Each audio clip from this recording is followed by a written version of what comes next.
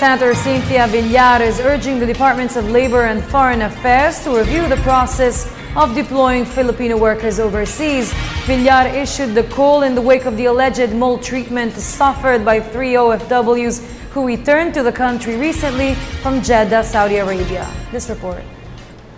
Nagiging problema pag sila doon nakatira sa kanilang employer, hindi sila nakakalabas, na-abuse na sila doon, walang nakakaalam. May move yata ngayon na although you will work with in the home of your employer as a domestic helper, pero hindi ka doon titira.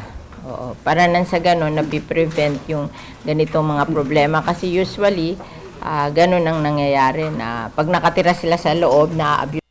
Walang makakaalam unless tumakas sila.